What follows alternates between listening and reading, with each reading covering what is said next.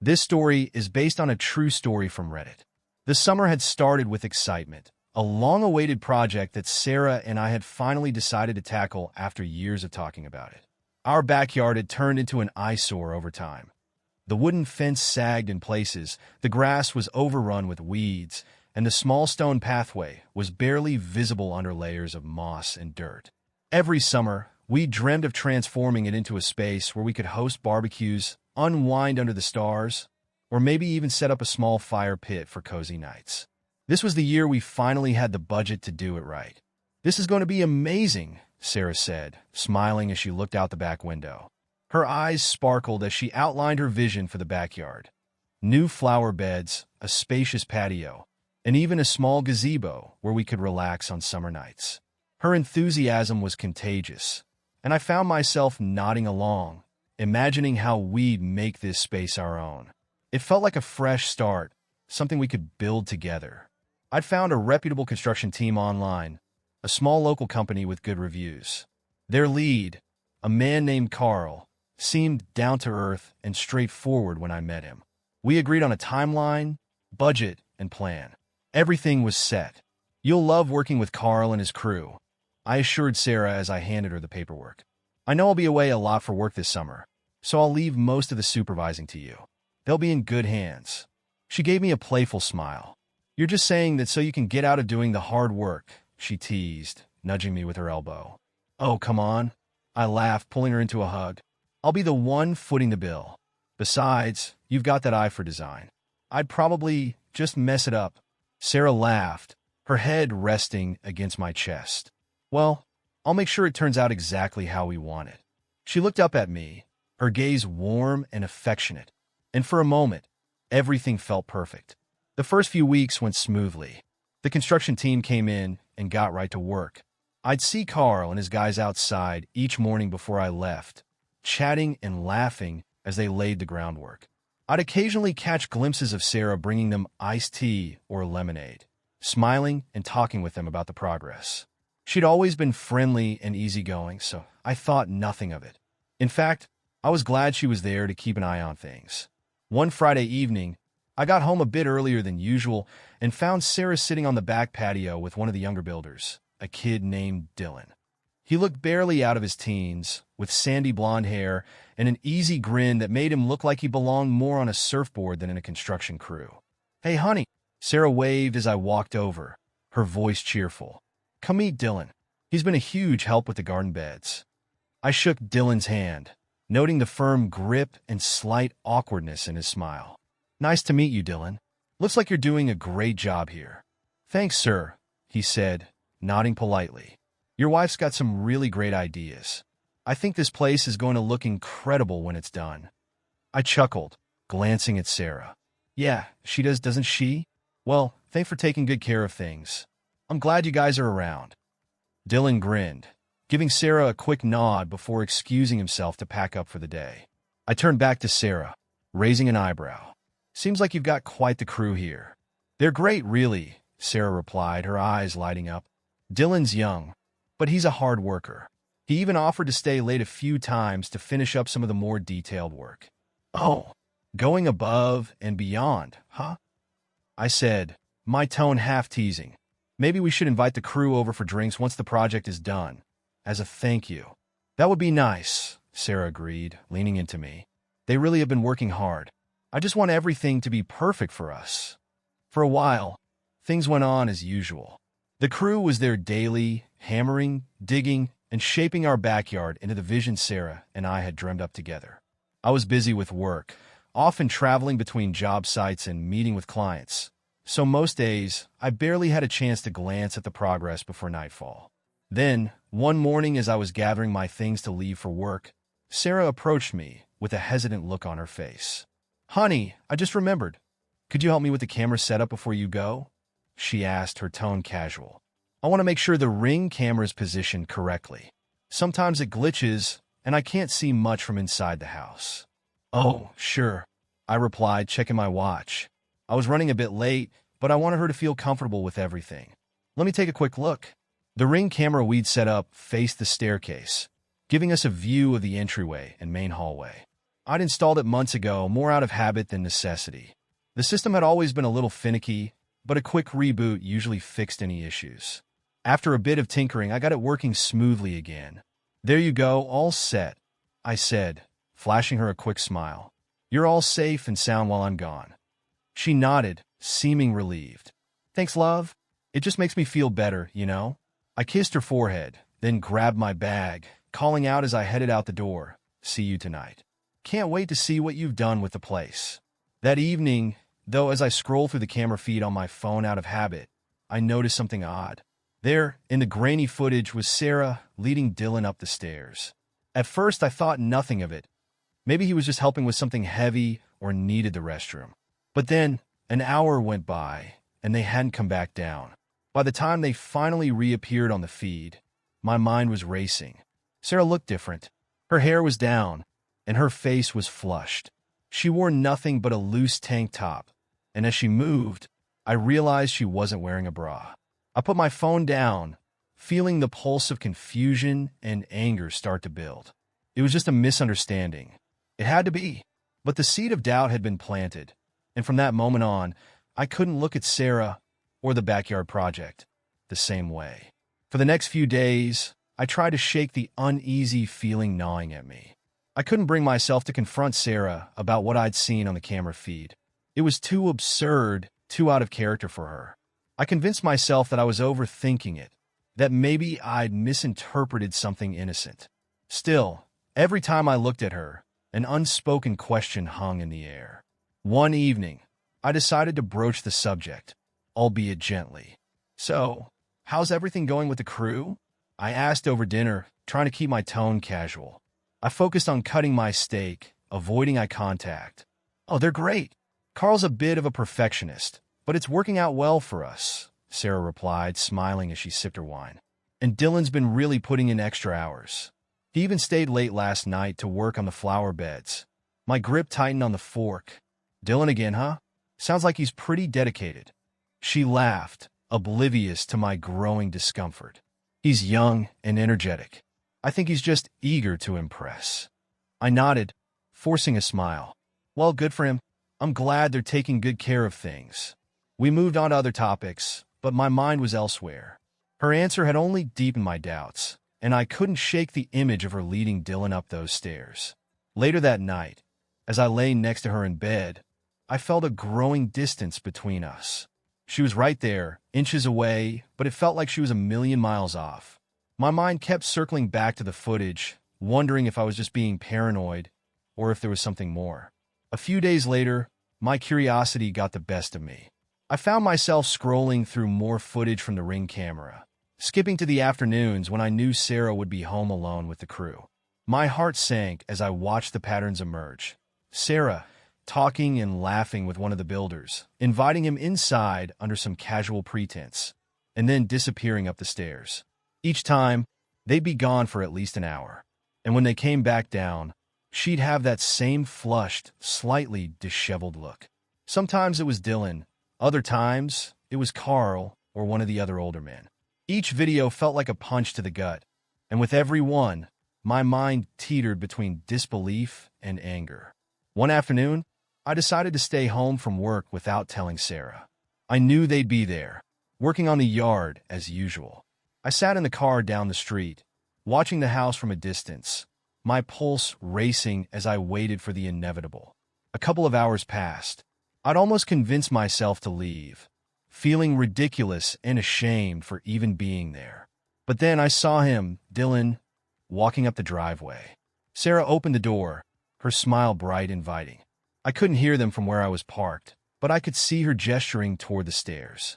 They went inside, the door clicking shut behind them, and I felt my chest tighten. I waited, staring at the house, fighting the urge to march in there and demand an explanation. But I forced myself to stay put. If there was any chance that I was wrong, any way that I'd misunderstood, barging in now would destroy what was left of my sanity. Finally, after nearly an hour, they emerged. Dylan walked out first, glancing over his shoulder with a sheepish smile, like a kid who'd just gotten away with something he shouldn't have. Sarah followed, her hair slightly messy, adjusting her tank top. She looked around the yard, her gaze sweeping right over my car without a hint of suspicion. That night, I lay in bed, my mind racing. I didn't sleep. I couldn't. I kept replaying the footage in my head, trying to understand how the woman I'd trusted so deeply could betray me like this. Finally, around dawn, I made a decision. I wasn't going to confront her. Not yet. I wanted more than just a confrontation. I wanted the truth. Cold and undeniable. And if she thought she could play me for a fool, she had another thing coming. The days that followed were a strange dance between routine and revelation. Each morning, I'd go through the motions, pretending I was none the wiser, kissing Sarah goodbye, and pretending her smile didn't feel like a knife twisting in my gut. I was seething inside, but I kept myself in check. I wanted to expose the whole truth first. If she thought she was going to get away with this, she was dead wrong. I started small, laying the groundwork for a plan that was as simple as it was brutal. If she was willing to break our vows so casually, I wanted her to experience the consequences just as vividly. The first step was to arrange for the builders to come back. After all, the garage build we'd talked about for years was still on the table, and now I had more reason than ever to get it underway. My heart pounded as I floated the idea to Sarah one evening over dinner. I said, keeping my tone as casual as I could manage. Since the backyard's turning out so well, maybe we should finally go ahead with that garage. She looked up, a hint of surprise on her face, but quickly replaced it with that bright, charming smile. Really? You mean it? Yeah, why not? I shrugged, swirling my wine glass. It's about time we put that idea into action, don't you think? She nodded eagerly, her excitement almost too genuine. I can call Carl and the crew tomorrow. I'm sure they'd be happy to keep working with us. She tilted her head, a spark in her eyes that now made me sick. They've been so accommodating. Perfect, I replied, gritting my teeth into a smile. Let's get it started. When the day came for them to begin work on the garage, I was ready. I'd already set up more cameras around the house, carefully hidden in places she'd never think to check. There was a small camera in the living room, one discreetly positioned in the kitchen, and, of course, several in the bedroom and hallway. If she planned to repeat her little meetings with the crew, I'd have every sordid second on film. That afternoon, I invited Carl and Dylan over for a few drinks, playing the part of the oblivious husband while they settled in with beers and casual chatter.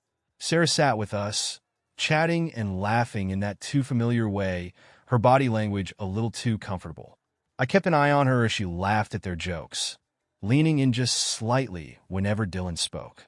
You guys have been a big help around here, I said, lifting my glass in a mock toast. Honestly, couldn't have asked for a better crew. Thanks, man, Carl said, raising his bottle. Glad we could make it all happen for you. Yeah, I continued, looking directly at Dylan, whose face was starting to flush. And Sarah here's been a great host, hasn't she? Making sure you guys are well taken care of. Dylan chuckled awkwardly, his eyes darting from me to Sarah and back. He had no idea I knew. I could see the unease creeping into his expression, the way he shifted in his seat, clearly uncomfortable. Well, yeah, he stammered, scratching the back of his neck. She's been real nice to us. Good, I replied smoothly, taking a long sip of my beer, my eyes steady on his. Wouldn't want you to think we weren't a generous household. The conversation shifted after that, and I saw Dylan relax slightly, but I knew the seed had been planted. By the time they left, I could tell that both Sarah and Dylan were a bit on edge, unsure of what I knew. But that was exactly what I wanted. I needed them to think everything was fine, that they could continue without me being any the wiser. Because the real trap was just getting started. That night, as Sarah and I lay in bed, I couldn't stop the cold anger that had settled into my chest. She reached over, running her fingers through my hair, as if nothing had changed, as if she hadn't shattered our life behind my back. Thank you for starting the garage project, she whispered, her voice soft in the dark. It's going to be amazing. Of course, honey, I replied, forcing my tone to sound light and affectionate. Anything to make you happy. I felt her relax beside me, heard her breathing slow as she drifted off to sleep, blissfully unaware of the storm that was gathering. I lay awake, staring at the ceiling, thinking about everything I had set in motion. Soon enough, she'd understand the depths of her betrayal and just how far I was willing to go to get even. The next few days were like a slow-motion car crash, one where I was fully aware of the impact to come but couldn't look away. The garage construction was in full swing, and each morning I watched the workers file in, chatting with Sarah as if she were an old friend. I could tell she was in her element, playing the role of the friendly, involved homeowner. And Dylan, well, Dylan seemed to take every opportunity to be near her, hanging on her words like a puppy desperate for attention. But I was no longer just watching from the sidelines.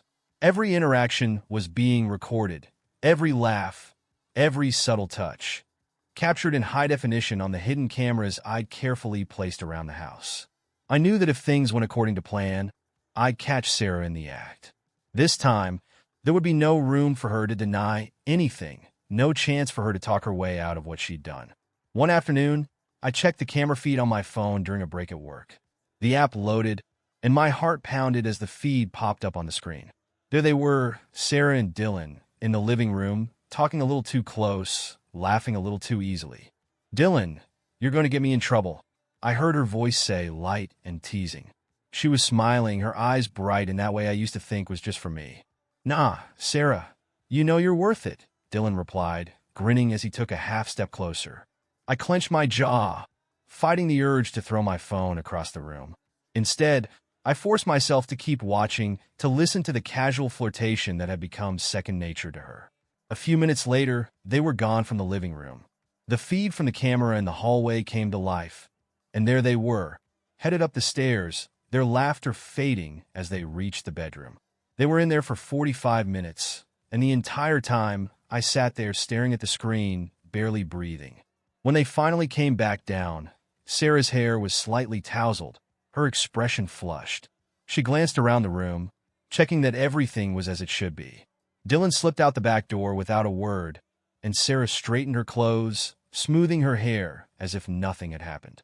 I watched as she poured herself a glass of water, standing alone in the kitchen, humming a little tune. I couldn't believe the audacity, the casual nonchalance with which she carried on. That night, after she'd gone to bed, I retrieved the footage and backed it up onto an external drive, keeping it safe and secure. The feeling of betrayal washed over me, raw and overwhelming, but I buried it, knowing that the time for confrontation hadn't come yet. Not yet. A week later, the trap was finally ready to be set. I decided to escalate things, to make Sarah think I was completely oblivious. It was time to give her the illusion of safety, to let her think she'd gotten away with it. One evening, I turned to her as we were winding down for the night, settling in on the couch with a glass of wine in each hand. "You know," I said, swirling my wine thoughtfully, "I really think we should have Carl and the guys over for a little celebration when the garage is done. You know, just to thank them for all their hard work." Her eyes widened slightly, but she covered it with a smile. "Oh, that's a great idea. I'm sure they'd love that." She sipped her wine, watching me carefully. "You're really happy with their work, huh?" I nodded, keeping my tone light. "Absolutely. And you've done a great job keeping everything on track. Really, Sarah, I don't know what I'd do without you." She laughed, seeming to relax. "Well, someone had to keep them in line, right?" "Right," I replied, taking a long drink. "And hey, maybe we could do a little barbecue, make it a real party. We could invite some of our friends too. Maybe show them how everything's turning out." "Friends?" She faltered slightly, her smile slipping just a fraction before she caught herself. Yeah, sure. That sounds fun." "Great." I leaned back, smiling to myself. "Let's plan it for next weekend. I'll even take care of the drinks." I could see the gears turning in her head, her mind working to figure out if I suspected anything, but I kept my expression calm, casual. She had no idea what I was planning, no inkling of the disaster that was about to befall her. That night, after she'd gone to bed, I made a call to an old college friend who worked in tech.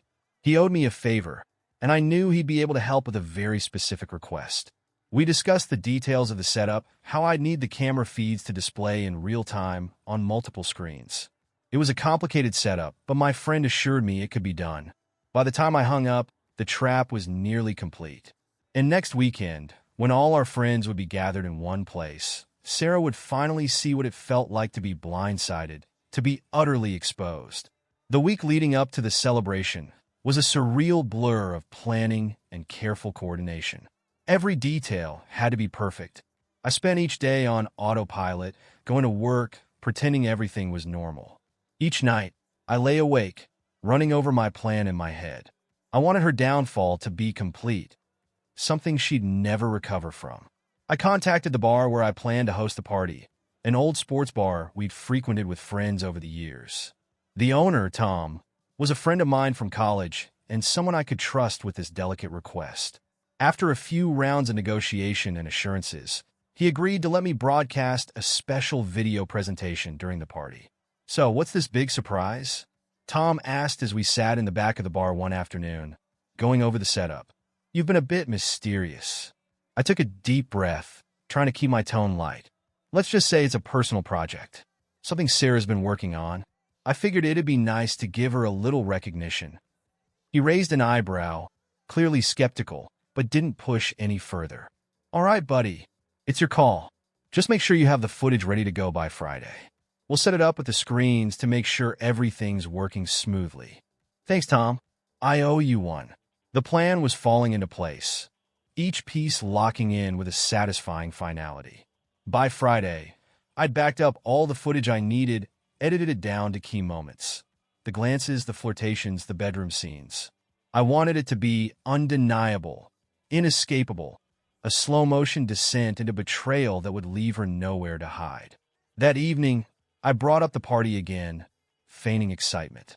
"Sarah, I invited a few of our closest friends to the bar tomorrow," I said casually. "Figured it'd be a great way to celebrate the new garage and all the work you've put into it. I told them you'd give a little tour." She looked up, clearly caught off guard, but quickly masked her surprise with a smile. "Oh wow, a surprise party for me?" I nodded, playing the part of the oblivious, adoring husband. "You've earned it. I'll make sure everything's ready. Just show up and enjoy yourself." "Oh, I'll be there," she said, her smile a little too wide. But I could see the glimmer of unease in her eyes. She was worried, uncertain. Good. I wanted her to feel that chill, to sense that something was coming. The next evening, I arrived at the bar early to oversee the setup. Tom had arranged for a few large screens above the bar and a projector on the main wall, which would broadcast the footage in real time for everyone to see. My hands shook as I tested the equipment, making sure every camera feed was crisp and clear. By the time people started arriving, my nerves had settled, replaced by a dark sense of anticipation. I greeted friends as they arrived, shaking hands and exchanging pleasantries as if nothing was amiss. I even put on my best smile for Sarah, who walked in with her usual radiant charm, wearing a dress that hugged her figure and turned a few heads. But this time, her confidence seemed forced. She kept glancing at me, trying to gauge if there was something lurking beneath my pleasant demeanor. "Everyone's so excited," she murmured as she leaned in to kiss my cheek. "Thank you for organizing this. Anything for you," I replied, the words tasting bitter on my tongue. "Let's make it a night to remember." As the drinks started flowing, people mingled, chatting and laughing, completely unaware of the real reason for the gathering. Sarah moved around the room, engaging with everyone, her laughter ringing out above the crowd. And each time I caught her eye, I saw the flicker of worry there, a subtle reminder that she wasn't completely in control. Finally, after an hour or so, I caught Tom's eye across the room. He gave me a subtle nod, signaling that everything was ready. My heart pounded as I walked to the front, clinking my glass to get everyone's attention. "All right, everyone," I called out, trying to keep my voice steady. "Thank you all for being here to celebrate a little project Sarah and I have been working on. I figured it'd be nice to share a bit of the journey with you all." Sarah smiled, but her expression quickly shifted to confusion as the lights dimmed and the first video clip began to play on the projector screen. The first clip was subtle, almost innocent, a short scene of Sarah and Dylan chatting on the patio, laughing, her hand brushing his arm. The crowd chuckled at the lighthearted scene, assuming it was just friendly banter. But as the footage continued, as the seconds passed, and the intimate touches became impossible to ignore, the laughter died down, replaced by uncomfortable silence. Sarah's face paled as the realization dawned on her. Her eyes widened, her mouth parting slightly as she looked at me, silently pleading. But I kept my gaze steady, my expression unyielding. This was only the beginning. The video continued, moving to the hallway footage. Sarah leading Dylan upstairs, their voices too faint to hear, but their body language unmistakable. Some people in the crowd gasped, while others exchanged shocked glances, not yet fully processing what they were seeing. Sarah stood frozen beside me, her hand over her mouth, eyes glued to the screen. But it was too late to stop it. The footage rolled on, scene after scene, capturing every secret glance, every whispered conversation, and finally, every compromising position that made it clear what she'd done. The room was silent, except for the faint hum of the projector. Friends who'd known us for years, family members who had celebrated with us, all stood in stunned disbelief, watching as Sarah's infidelity played out in high definition. Finally, after the last clip faded to black, I turned to the crowd, my voice cold and steady. "I think that about covers the project," I said, feeling the weight of the silence settle around us. "Thank you all for coming." Sarah looked at me, her face a mixture of horror and disbelief. What have you done?" she whispered, her voice barely audible. I leaned in close, just enough for her to hear. "Just giving you a taste of what you gave me. You thought you could humiliate me in our own home? Consider it returned, Sarah." Her hand shook as she covered her mouth, her eyes welling up with tears, but I felt no sympathy. For the first time in weeks, I felt a sense of release, a dark satisfaction that she was finally feeling the shame she'd brought upon herself. The stunned silence in the room was broken only by a few shocked whispers as people slowly pieced together what they had just witnessed. Sarah stood next to me, frozen, her face pale and streaked with tears. She looked around the room, catching the stares of our friends, some sympathetic, others cold and accusing. Her hand clutched her chest as if to keep her heart from shattering completely, but the damage had already been done. "Jake, please," she whispered, reaching out for me, her voice desperate and broken. We can talk about this. This isn't the place." "Talk about it?" I scoffed, stepping back, avoiding her touch. "You had plenty of time to talk when you brought those men into our home, into our bed. You think I'm just going to stand by quietly after what you've done?" She shook her head, sobbing openly now. It wasn't like that. "I can explain. I swear, Jake, it wasn't serious." My anger flared. "Not serious?" I spat, raising my voice so the crowd could hear. "You betrayed our marriage, Sarah. Over and over. You lied to my face, thinking you could play me for a fool while you paraded men through our home like it was nothing." The guests were now watching us, the initial shock giving way to a tense, uncomfortable interest. I could see the mix of emotions in their faces, some horrified, others pitying, and a few who seemed unable to look away from the scene unfolding. Sarah tried to stammer out an explanation, her words tangled in sobs. "Jake, please. I know I made a mistake. I wasn't thinking clearly. I was lonely. You were gone so much for work. I thought maybe. You thought you'd just fill the gap with whoever was around? Is that it?" My voice was ice, my tone hard and unyielding. "You had a choice, Sarah. You chose to betray me, to bring shame on us both. This isn't some mistake you can apologize for and expect me to forget." At this point, one of our friends, Rachel, who had known Sarah for years, stepped forward, her face filled with a mix of disappointment and anger. "Sarah, we all trusted you. Jake trusted you. How could you do this to him?" Sarah's face crumpled as Rachel's words hit her. "Rachel, please. You don't understand. I understand enough." Rachel cut her off, crossing her arms. "You played the part of the perfect wife while lying to all of us. I don't know who you are anymore." Other friends began murmuring, a few shaking their heads, looking away in disgust or disbelief.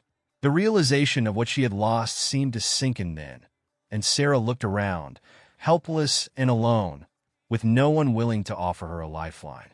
I looked her in the eye, feeling a strange sense of calm wash over me. "You have no one to blame but yourself, Sarah. I thought you were my partner, my friend, but you were willing to throw it all away for a few moments of attention from men you barely know." Her face twisted with pain, and she sobbed, dropping her head, hands covering her face as she staggered back, retreating from the crowd. It was over. The life she had built on lies and betrayal lay in ruins, exposed for everyone to see.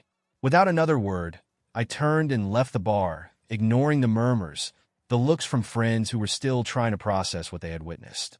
I didn't look back, didn't care to see the aftermath of her disgrace. All I felt was the grim satisfaction that, for the first time, she truly understood the depth of what she had done. In the days that followed, the fallout of that night rippled through our lives like an earthquake. I stayed in a hotel, giving myself space and distance from the home that now felt tainted. Friends who had been at the party reached out, offering their support, their anger, and, sometimes, their own disbelief at how Sarah could betray me so thoroughly. I appreciated their support, but in truth, I felt numb, drained, as if that night had taken everything out of me. Sarah texted and called constantly, begging me to meet with her, pleading for a chance to explain. But I ignored every call, every message, leaving her words unread. She tried to enlist mutual friends to mediate, but after witnessing the truth themselves, most of them had no interest in helping her rebuild the lies she'd shattered. One afternoon, as I sat alone in my hotel room, I received a message from my lawyer. I'd filed for divorce immediately after that night, and the papers had been drawn up quickly. All that was left now was to serve them to Sarah and officially end our marriage. I thought I'd feel something as I finalized the details, but all I felt was the weight of exhaustion. Years of shared memories, plans, dreams, all reduced to legal documents, paperwork that would sever the ties we'd once believed unbreakable. It was brutal, and yet it felt necessary, like the removal of a tumor that had poisoned every part of me. Finally, the day came to confront her one last time. I arranged to meet her at our house, where I'd gather my things and lay everything out. The house felt eerily silent as I stepped inside. It was the same place we'd shared for nearly a decade, but now it felt foreign, like a hollow shell of the life I thought we'd built together. Sarah was waiting in the living room, sitting on the edge of the couch, her face etched with anxiety. She looked smaller somehow, as if the weight of everything that had happened had worn her down, drained her. "Jake," she whispered as I walked in, her voice raw. "Thank you for meeting with me. I don't know where to start." I held up a hand, stopping her. "There's nothing left to say, Sarah. I came to gather my things and leave the divorce papers with you." I placed a thick envelope on the coffee table, the weight of it final.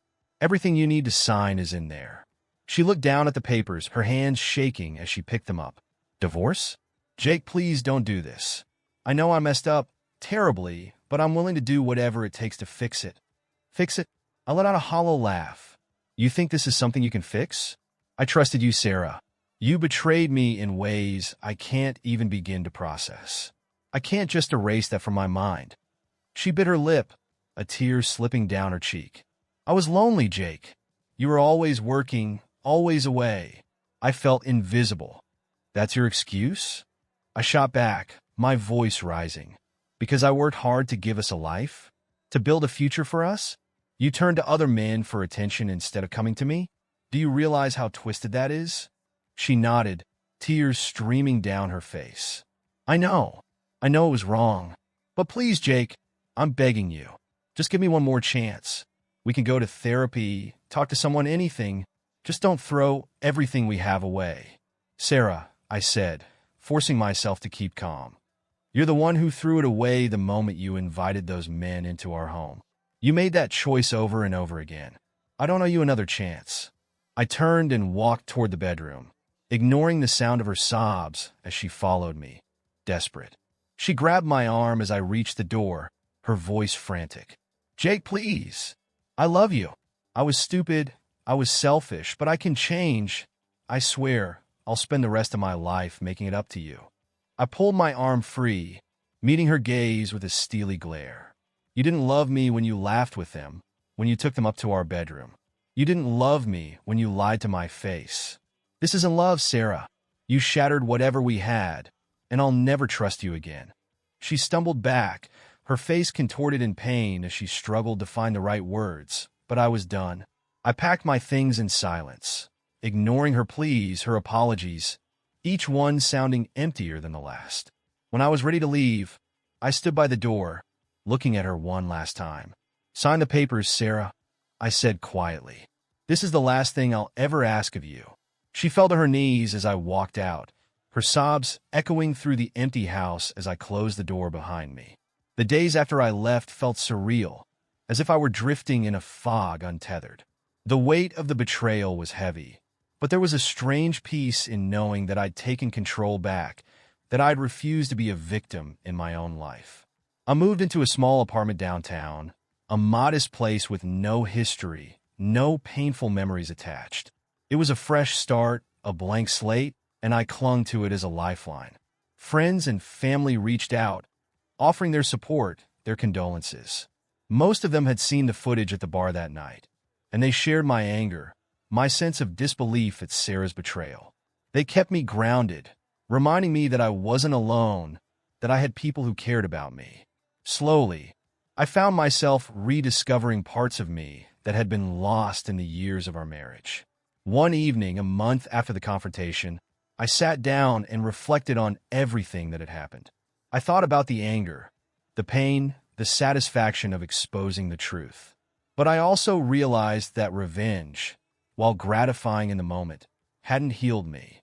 It hadn't erased the betrayal or the scars that Sarah's actions had left on my heart. I knew I needed to let go, to stop letting her betrayal define me. I'd done what I needed to do, and now it was time to rebuild my life on my own terms. The following week, I received an envelope in the mail from my lawyer. Inside were the signed divorce papers, a final gesture that marked the end of our marriage. I held the papers for a moment, feeling a mixture of sadness and relief, then placed them back in the envelope. I was free. In the months that followed, I threw myself into my work, into reconnecting with old friends, even taking up new hobbies I'd neglected over the years. I started running, exploring trails I'd never taken the time to see before. Slowly, the pain faded, replaced by a sense of resilience I hadn't known I had. And while I knew I'd never forget what Sarah had done, I also knew that her choices didn't define me. I was stronger than her betrayal, stronger than the pain she'd caused. I had a future to build, a life that was mine alone. One evening, as I watched the sun set over the city, I felt the weight lift. It had been a long journey, one marked by pain, anger, and heartbreak. But now, standing on the other side of it, I knew I'd finally found peace. And for the first time in a long time, I allowed myself to smile, knowing that I was ready to move forward, free from the shadows of the past. Thank you for joining us for this touching journey of love, betrayal, and redemption. We hope it resonated with you, even brought a little inspiration. If you enjoyed the video, please give it a thumbs up, subscribe to our channel, and hit the notification bell so you won't miss any of our upcoming stories. We'd love to hear your thoughts and reactions in the comments. Feel free to share your own experiences or let us know what kinds of stories you'd like to see next. Thanks again for your support. Until then, take care and stay tuned for more great content. Bye-bye.